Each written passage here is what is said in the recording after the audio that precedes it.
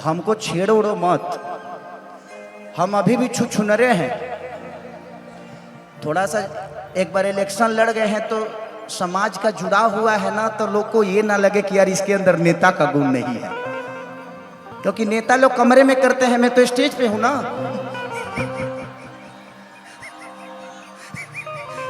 जो नेता हो जाता है उस समाज के दायरे में हो जाता है। हम कलाकार हैं, हमारे लिए हमारा समाज ही हमारा दायरा है, तो हमें थोड़ा सा बचाना पड़ता है बेटा। तो तुम लोग थोड़ा सा मेरे को टच मत करो, नहीं तो रोआ खड़ा हो जाता है। देखो देखो, हो गया ना? हाँ, ये सही होता है मेरे साथ। कितनी शुद्ध चदरिया तान के तान के तान के टूट जाही राजा जी।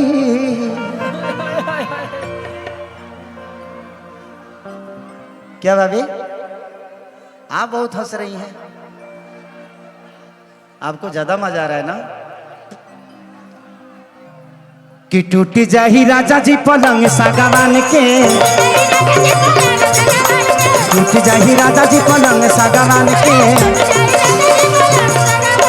चीटा जवानी के बूढ़े दहो, मनवा से मनवा के जुड़े दहो।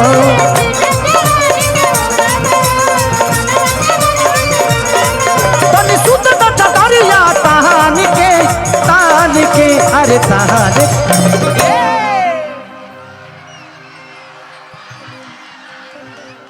दूरी बनाए रखे। एक मत धर न तो गिर जाई देहिया, देहिया तोर गिर जाई, इतना भारी बाड़ू तू। एक बार और करें, कहते कि एक बार और करिए ना। हाथ तो रखे, पागले ही कारी। रुक जाओ, प्रोग्राम खत्म होने दो, उसके बाद हम दोनों मिलेंगे कॉफी पे।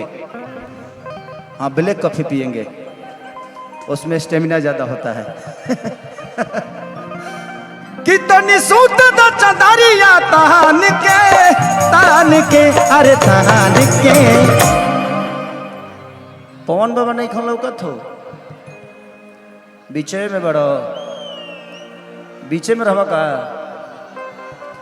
कि टूट जाही राजा जी, राजा जी, ये राजा जी।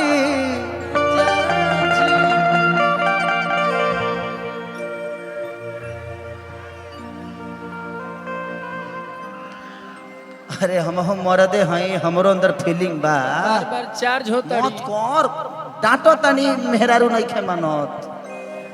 भाई जो भी शो को देख रहा है, चाहे बाद में देखेगा, मेरे अंदर कोई गलती नहीं है। ये खुद छुछुन्नर लड़की है। ये खुद जानबूझ के इधर आ रही है, मैं जाना नहीं चाहता, ऊपर से नहीं जाना चाहता हूं। कि टूटी जाही राजा जी पलंग सागवान के,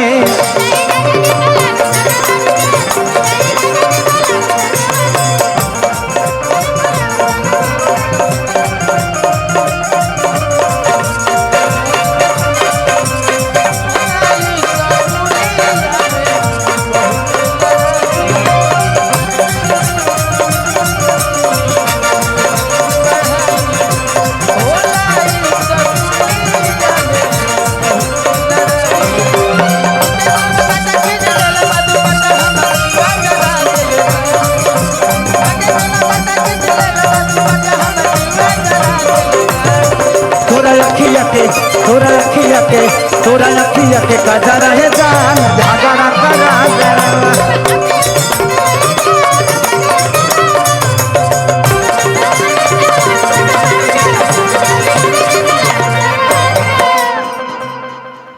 उधर इंसान है कि साढ़ हो रहा बड़ा सरे। हाँ, तोरा के बुझाए था जो अखाड़ा लगल बा। अरे धूरा बताओ है, ठंडियों में धूरा उड़ावे लगला लो। देखा देखा देखा,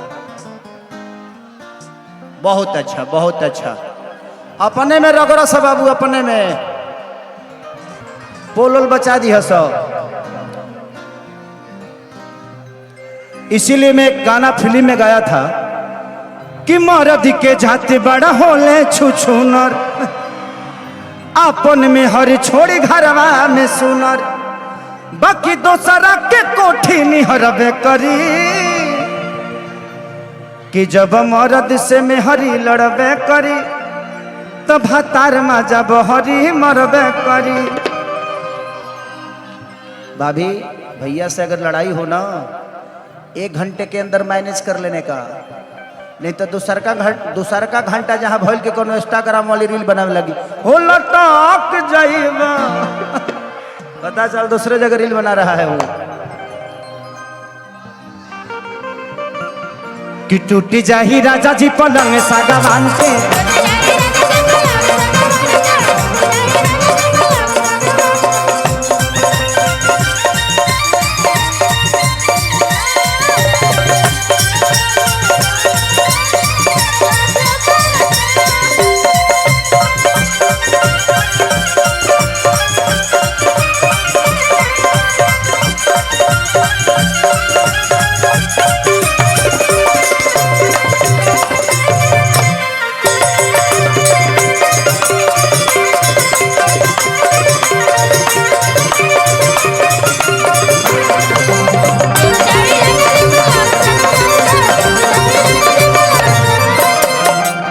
औरतिया कहतिया कैसे कि देखा न सटन के अरे कपड़ा कटन के चादर बिछा देहनी बलम जी मन पिघला दिहनी पलंग पर झूलुहा झूला।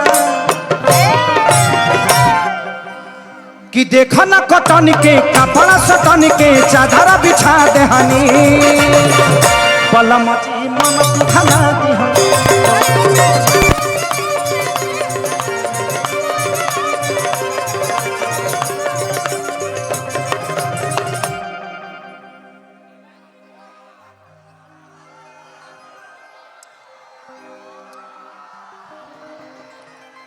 कि बड़ियार बट बेटे अब फान के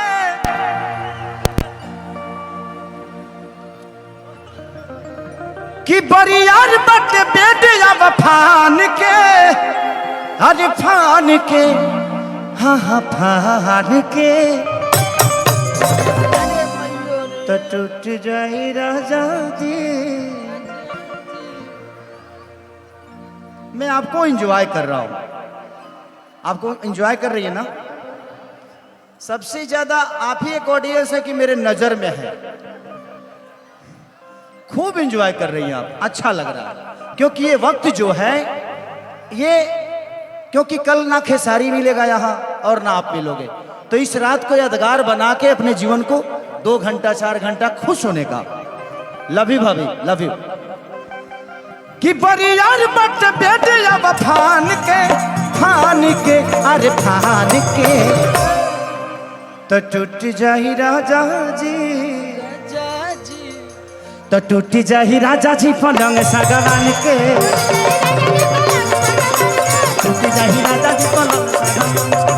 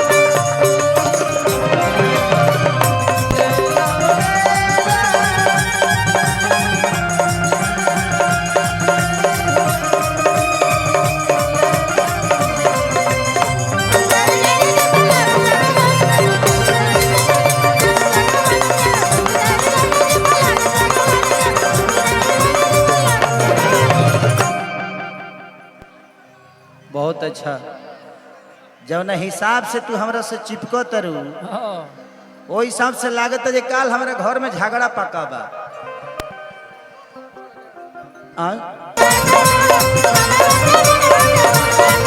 अरे छीटा जवानी के उड़ेता हो, मानवा से मानवा के जुड़ेता हो, तनी सुत दरिया तान के तान तान के